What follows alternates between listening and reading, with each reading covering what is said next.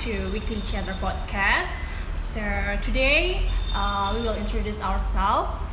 So I'm Agung Tarissa. And I am Sharon Ladisa. And my name is Rabita Nabiya. So we will accompany you to this episode podcast. We're going to talk about how does it feel to be a wandering student. And today we have a special guest. She is Carol. Hi everyone. So can you introduce more about yourself? Okay, so hi, my name is Carol.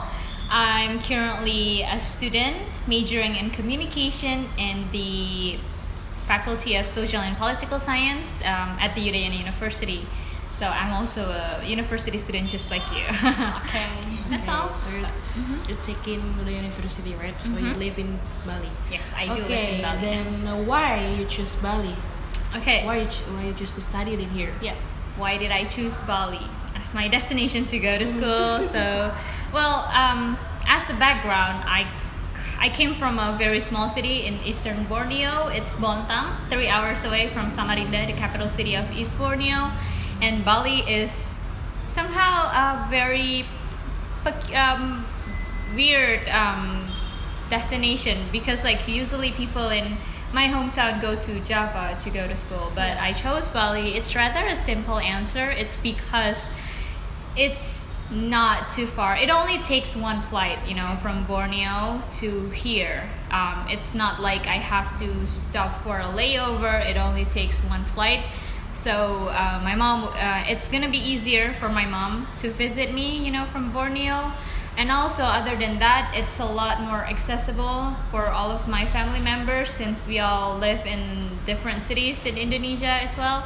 So Bali is like the headquarters for my family. And what's fun about it is, other than it's accessible, it's also beautiful, of course. It's the idea of going to school to a place where you live in the city, but you also only are a few minutes away or even less than an hour away from such beautiful scenery of nature. I really like that. That's why I chose Bali. I'd like to know how long does it take from Borneo to Bali?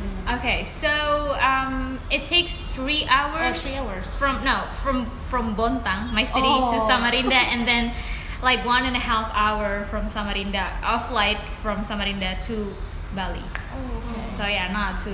So it's 3 hours from Bontang to Samarinda. Yeah, well, it's quiet. Borneo is a very big island, right? So, from one city to other city, it takes 1 hour to 3 hours of minimum. But what's simple about living in Bali, after we arrive at the airport, we don't have to take trains or buses. It's tiring. So I could just go to the airport and pick up my family, and then here we are. This is where I live. So it's a lot simpler. So how long have you been live here in Bali? So I've been living here for around 11 months. And 3 months of my first stay in here, I lived with my sister, but she lives too far from Sudirman campus. So I chose to now live by myself, only 4 minutes away from the campus, which is so much easier, so much efficient. It's not wasting time, that's why I now live here in Denpasar area. Is that far away from your sister's house? Around 45 minutes. Oh, okay. So you live here now in Bali, and I think you have a culture shock, right? So can you explain it? Is you have any culture shock? Okay, that's a very good question actually. So yeah, of course, coming from Borneo, where I can say it's very different from here, I have faced some culture shocks. So the first one, I'm gonna go with the good ones first. Okay. So I think the bad one is really not that bad. So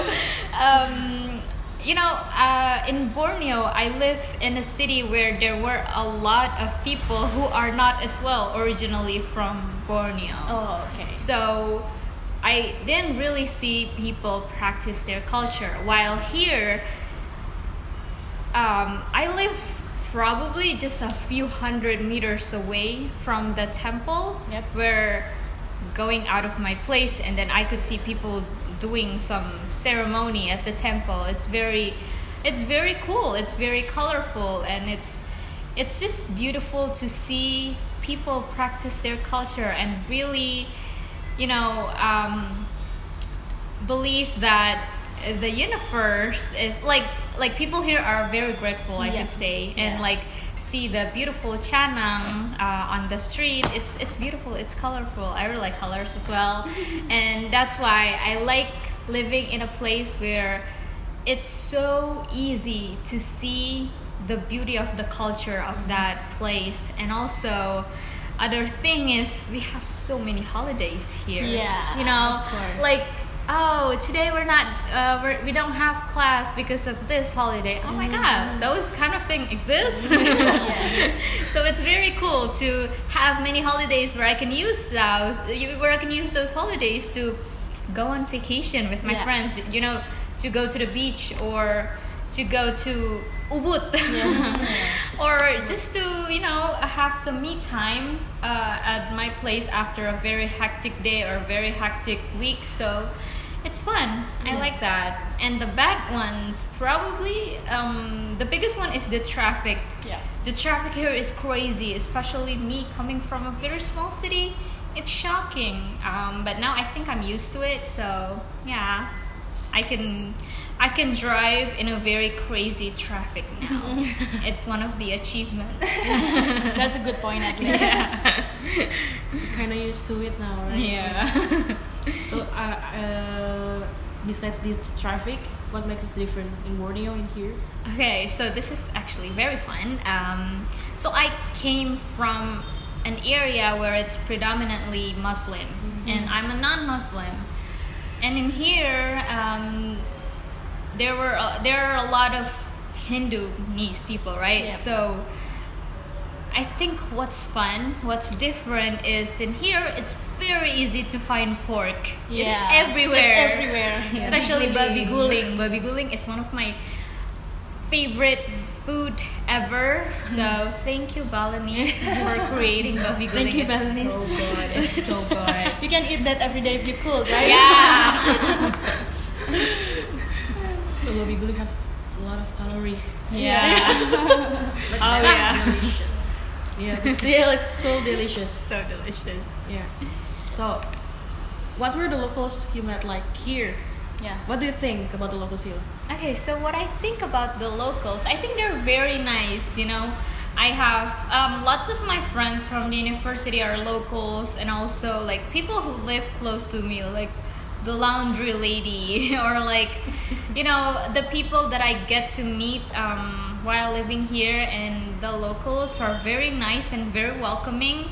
They gave me a lot of perspective about what it's like to be a Balinese, to really live close to the culture, to really practice it, the religion as well.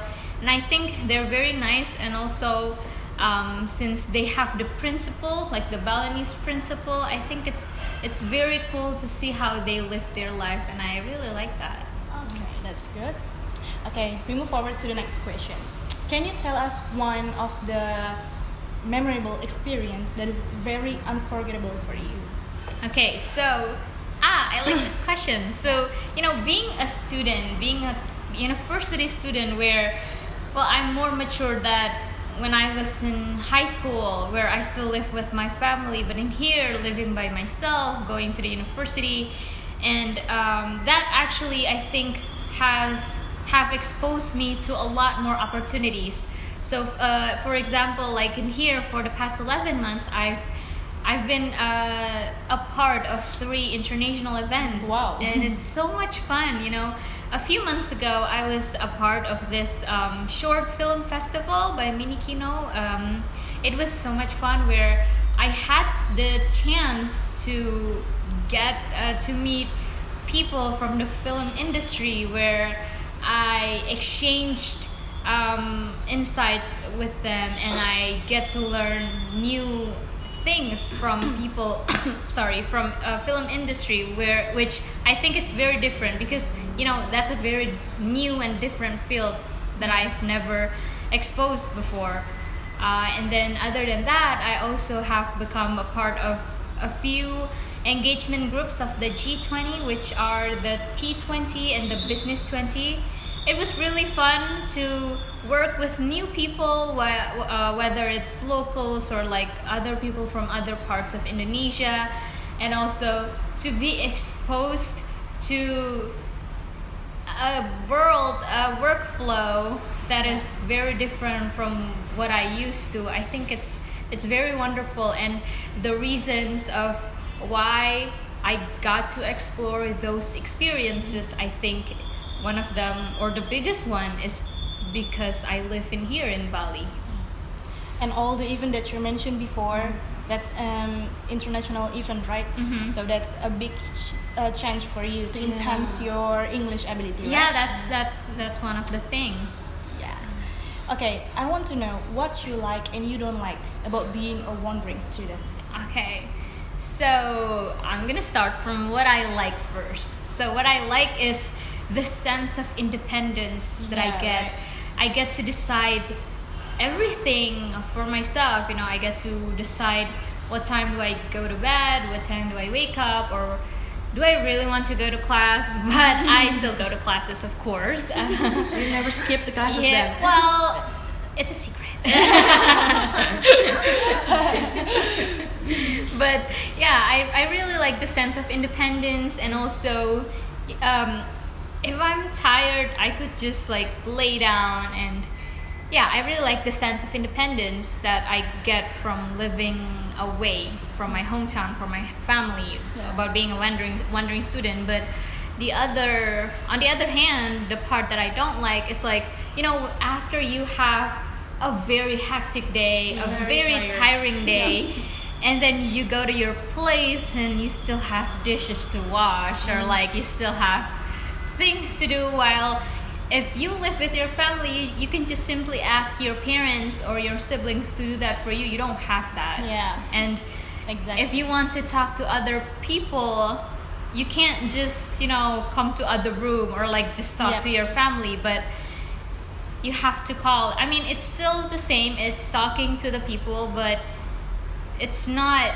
really giving the intimacy. Yeah, right. So that's the part that I don't like. Like you're the one who have to take care of yourself. Yeah, right? that's And right. it makes you miss your family or your mom especially. Yeah. So yeah, that's. Okay, last but not least, do you have any message for someone who just faced the similar situation, or maybe about to face that situation? Okay, so I guess my message is very simple. So for those of you who are going to be living so far away from your family, or like you are currently living away from your family and facing some struggles, I just want to let you know that everyth's gonna be just fine. We're all in this together, just like High School Musical. Just go for it. Go for it. Go for it and do it. It's gonna be a hell of a ride, but it's a worthwhile one. It's wonderful, the idea of being exposed to so many things that are new, that are foreign. It's gonna give you a lot of life lessons. So it's gonna be just fine. It's gonna be fun. Go have fun responsibly. How to be adaptive like you. Yeah. Maybe you can give the audience Okay. the tips. Oh my god, I'm not the most adaptive person, but if I can give some tips, I guess know your limits. Okay. Like being new in an area, everyone, including me, we all just want to be accepted. But you have to know your limit and set your boundaries. Like, okay, I'm not gonna do this, I'm not gonna do that. My limit is this, my limit is that. I think it's really important to really know yourself. And I mean, it comes with error. Sometimes you have to experience failure first before you finally know, oh, okay, I can probably do this or not. But then, other than knowing yourself, you also have to practice self-compassionate, because like you're gonna be responsible for your own self, so you have to take care of yourself. And it's very important to know that you're the only person who can treat yourself the best. So yeah, practice self-compassionate, know your limit and know your boundaries, and have fun. That's really great advice. Thank you so much. Yeah, well, that's a really inspiring story from you. So you are Yeah. from a small city, so you go to America, Yeah. and then you here in Bali, Here in living Bali. alone. That's A lot a of really- experience. Yeah, that's right. Well, this is so fun to meet you. Thank you Yeah, so so much. This is fun. so much fun for me as well. Thank you so Listen to your much. story and sharing your experience. Yeah. So we have give her an applause again, yeah? Aw, thank you. so much. Well, my applause here goes to you all. So that's all about what we talked today. I hope you guys enjoy our podcast on this episode, and we hope you guys can get the message from Carol.